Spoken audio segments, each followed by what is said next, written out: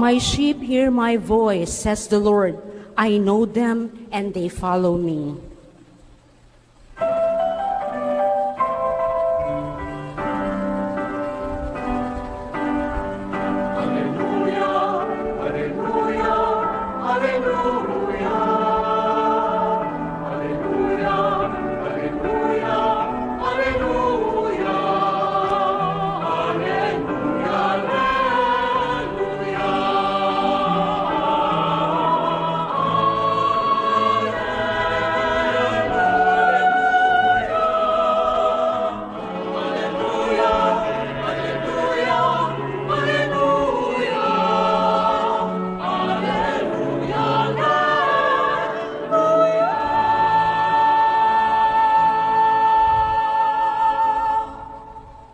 The Lord be with you. And with your spirit. A reading from the Holy Gospel according to Mark. Glory to you, O Lord. The apostles returned to Jesus and reported to him all that they had done and what they had taught. He said to them, "Come by yourselves to an out-of-the-way place and rest a little." People were coming and going in great numbers, making it impossible for them to so much as eat. So Jesus and the apostles went off in the boat by themselves to a deserted place. People saw them leaving, and many got to know about it. People from all the towns hastened on foot to the place, arriving ahead of them. Upon disembarking, Jesus saw a vast crowd. He pitied them, for they were like sheep without a shepherd, and he began to teach them at great lengths. The Gospel of the Lord. Praise to you, Lord Jesus Christ. Come, Holy Spirit, bless this unworthy priest, that I may share with humility and with the heart, and that people listen with humility and with the heart in the Holy Spirit. Come. Sisters and brothers, thank you again for the love, the sacrifice in your hearts, coming to Mass, joining us online. Thank you for liking Jesus today. Yung pala yung like Facebook, no? Like, etc. But liking is real life. So now na, pakisabi natin yung like natin. Husband and wife, magkatabi, magtingin nga kayo ang You Now Online. Pakisabi mo nga yung, alam mong like ko sa'yo nung una pa lang kitang nakita. Sige, magkwentuhan nga kayo, what I liked about you. O kayo magkaibigan. Sabi mo naman yung, why I like you. Alam mo, I like you kasi ganito ka. O ngayon lang magkikita, baka mayroong, I like your shoes, I like your hair. Sige na, say something. This is a like moment for all of us. O mga kapwa pare, that's so like. I like your, boy, there's so much to like. Please focus on liking, not disliking. Napakadali kasi yung mag-dislike, thumbs down. And liking starts with the most simple things, you know? Could be the looks. Tignan mo nga si husband mo, siya pa rin ba yan, yung looks niya? Pero like mo pa rin siya. Or maybe your life situation, okay to. Kasama ko sa hirap at ginhawa, mayroon siyang possibilities. Wow, may future ako. Could be like that. Or it could be because of a character. Ugali. And I think that's the bottom line. In the end, yung pong ugali ng tao that will really matter. Oh, Mrs., sabihin mo kaya sa kanya, hindi na kita like kasi love na kita. Yun. Kahit hindi na kita like, pero love pa rin kita. Then you're talking now what's really important. Naku nagkakapan si, ayan, kahit maputi na, kahit wala ng buhok, mahal pa rin kita. Pwede bang tumayo kayo dito? Lucy, and yan, no? Yan ang true love. Talagang love pa. Ngayon po mga kapatid, see, today,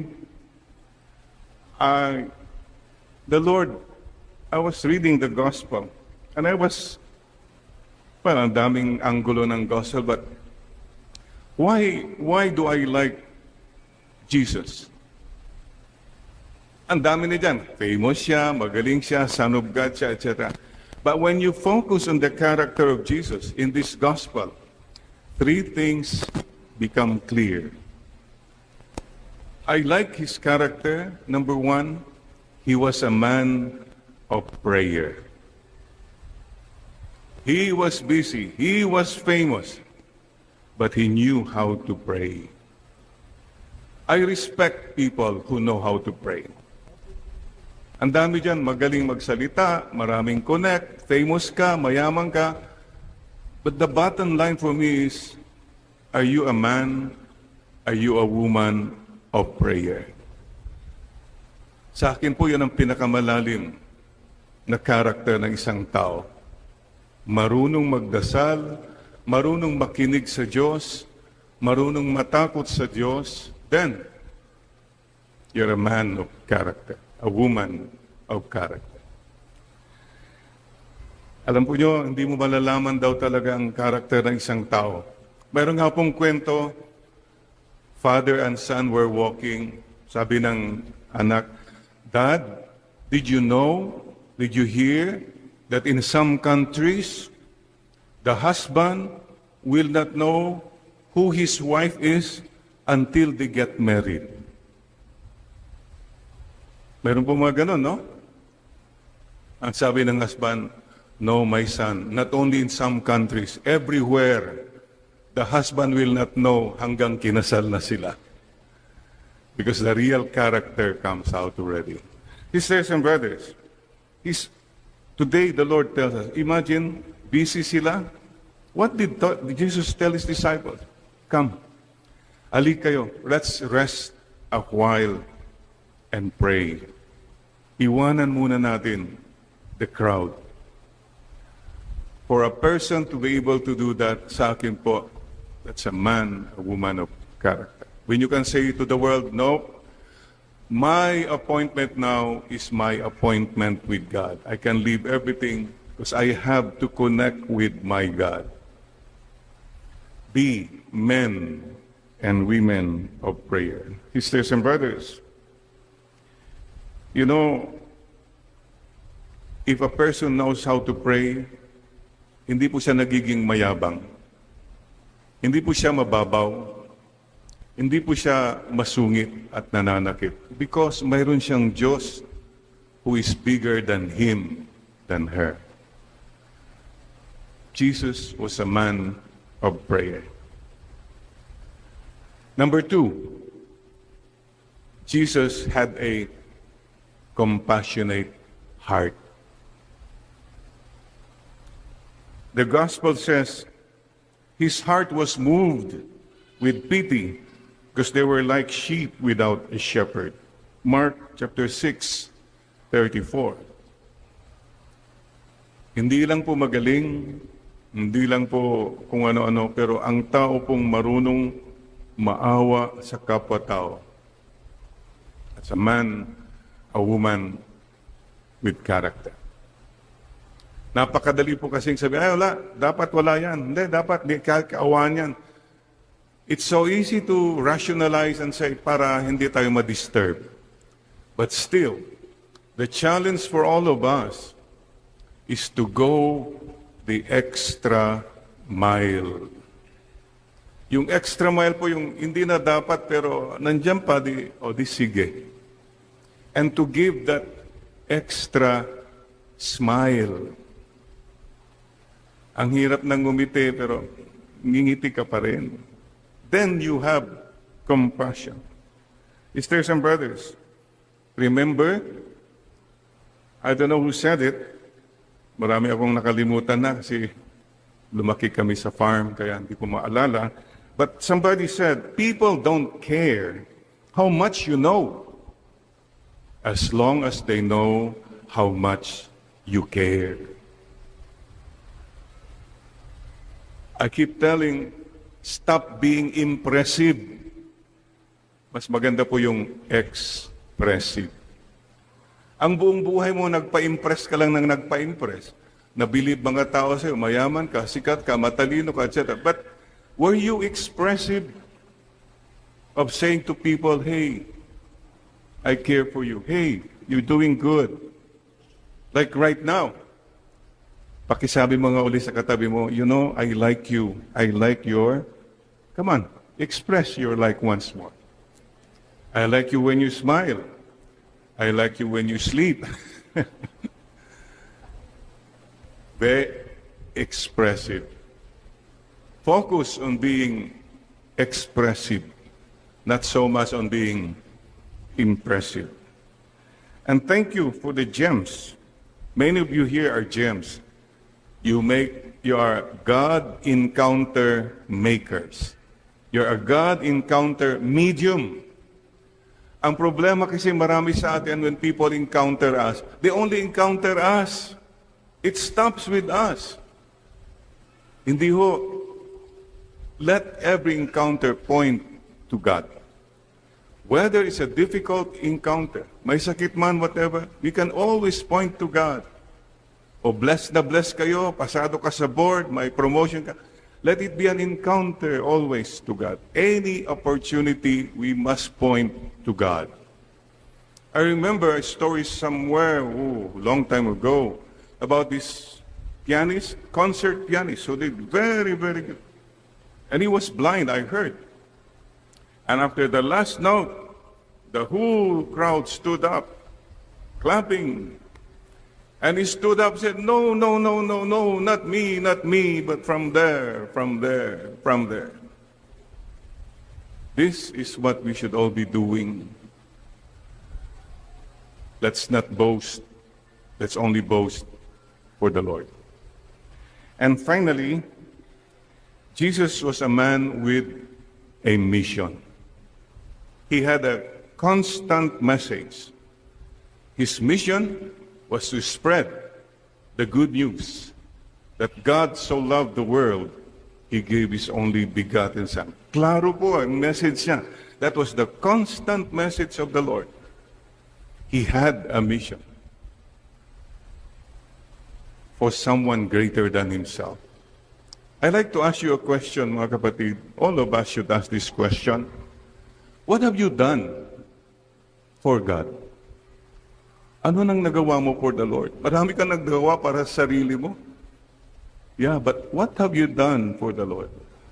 What have you shared for the Lord? You have time, talents, and treasures. Hoarding na, gabundok na. But you have not really shared. Time is short. Life is short. Sana naman, masabi natin, Lord, I spent some time also for you, with you. And number 3, what have you sacrificed for the Lord? These are questions we have to continue to ask, especially when we see the Lord Jesus, who had a mission. Ang focus niya, mission. How about you and us? Focus natin, commission. Buong buhay natin, commission. Or, buong buhay mo, mga intermission, mga luho, mga bisyo mo. It's all about you. Sisters and brothers, you and I have a mission. If you do a mission for someone greater than you, your life is meaningful. Mahirap, but meaningful. And finally, I like to say, do you like Jesus? Maybe some of us will say, no, I don't like Jesus. I even love Jesus. Okay. If you like Jesus, then be like Jesus.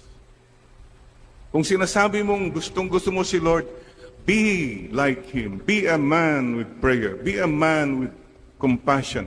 Be a man with a mission. The biggest gratitude we can give to the Lord is to imitate Him and be like Him. And speaking of who showed me who Jesus was, I can only go back to my parents.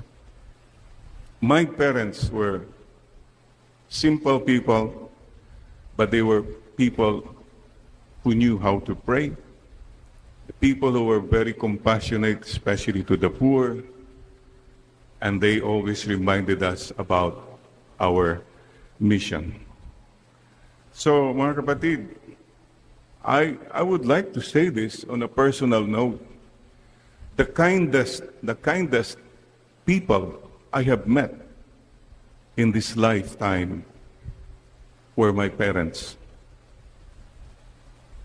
They were very kind. Not to boast, but they were just kind. Sana po, mga magulang na nakikinig, mga magiging future na mga magulang, sana mga anak nyo masabi nila, mga pinakamabait, the kindest people were my parents. I honor them. Many times po, when we were growing up, life was hard. My mother was a public school teacher in a little town called Bani, Pangasinan. My father was a lawyer, but he was a good lawyer. So kung may nananalo sa kaso niya, pwede na bigyan siya ng manok, kambing, ganon. He was just serving the people. And I remember many times, Papa and Mama telling us, siguro kasi they didn't know how to help us in the future. They didn't have the resources. They didn't have the connections. But they kept telling us, oh, Jerry, try your best. Ha? Palagi po yan, tatlo yan. Best effort, ha? See, we don't have the money and all that, but we can help you in education. Number one, they always told us, mag-aral kayo ng mabuti. Agadal kayo nga nalaing, ha? Manaral kayong gusto. Number two, they kept telling us, agsingsingpat kayo. Be good. Just be good. Paulit-ulit po yun. And number three, Papa and Mama always told us, aglualo kayo, you pray. Just pray. They were Jesus to me. They didn't give me material things, but they gave me hope. They gave me the value of prayer, the value of being good, and the value of having a mission to live meaningful lives. Let's remember our parents, sisters and brothers today.